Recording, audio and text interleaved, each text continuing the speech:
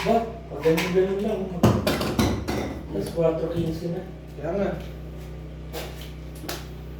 Ako, nahuli kami. Ano ba yun eh? Maaga pa talaga yun. Oo. Medyo pa lang eh. Dapat naka-45 eh, kaso siyempre wala.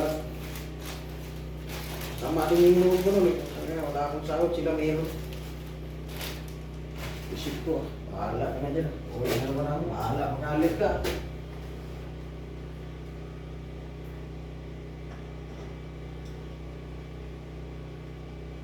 Doon sa nasainan ko sa Outbank, ina-apply ako ng mga Pilipino doon at saka Pilipina. Oo. Pinay, apply ka dito dyan, may Pinan, hindi ka pa pagod. Oo, ba't tayo mag-apply doon? Oh, kasi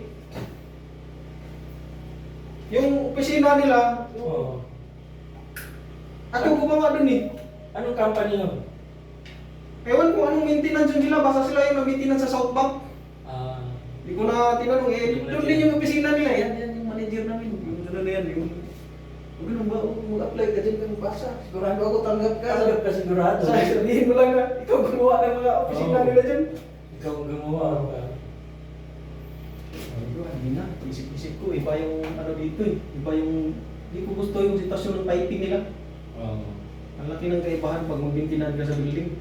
Sa kanila kasi talagang isang patayan eh, wala ka ng supply ng tubig kung may leak. Doon sa building, individual eh. Bawat toilet, kanya-kanyang valve yun. Well, oo. Talang dito, isang patayan. Oo. Bagay, mag-apply ka nga pala ng Guam eh.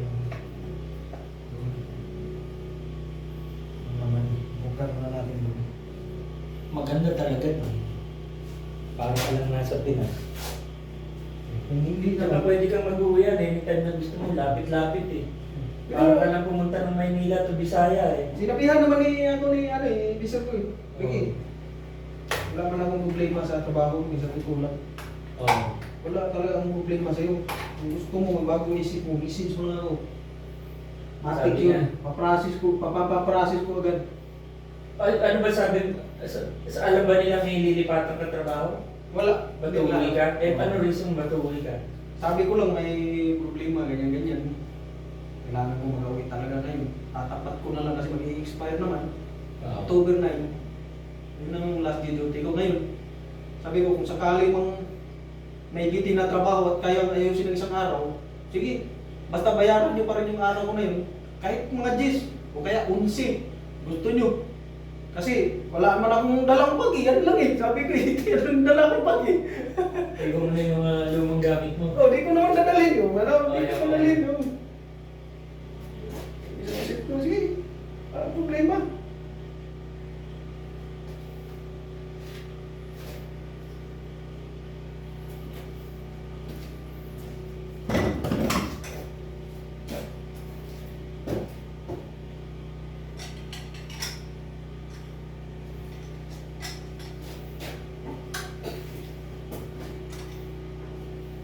Dito pagka ano, hindi na ako makatrabaho dito, makakalimutan ko to ng kunti, pero pag nandun na ako sa ano, babalik din sa ano. Balik din yun. Oh, kasi naano ko na eh, nakailang pampro na rin ako.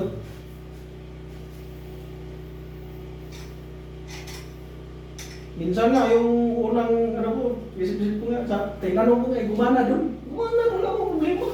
Iba talaga yung, dapat talaga ako ng paano ko, kita ko yung paano nila pinandar ba.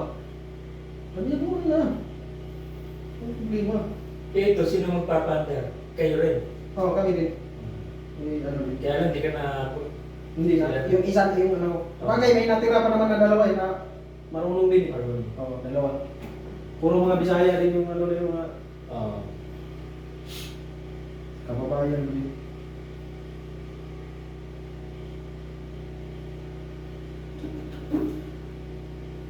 Sabi ko nga eh, kaya nang bahala doon sa nasainan ko. Basta, aalis ako doon, walang problema. Kung may mga minor man, kaya nang bahala. Baka akong ginawang kalukuhan doon.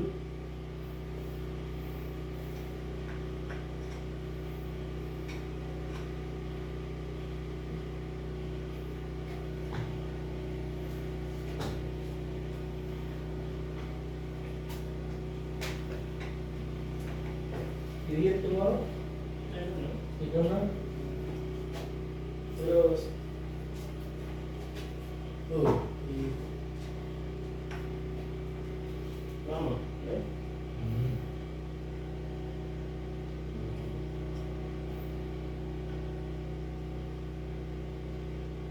Yeah, you get tomorrow. Hmm? You still get tomorrow. Yeah, I see him tomorrow. Yeah.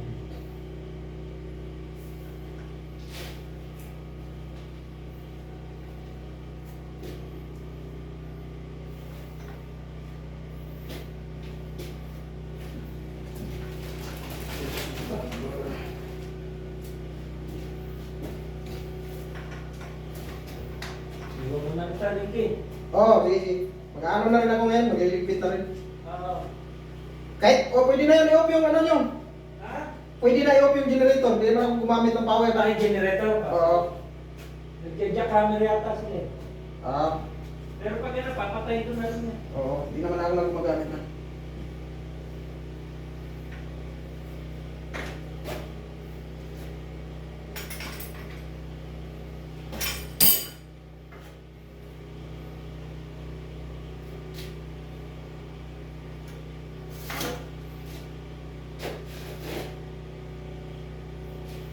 Nasaan sila mga guy?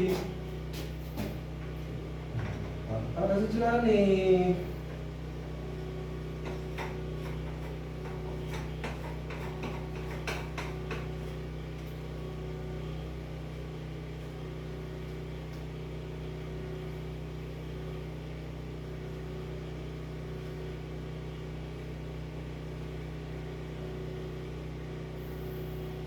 Nasaan sila?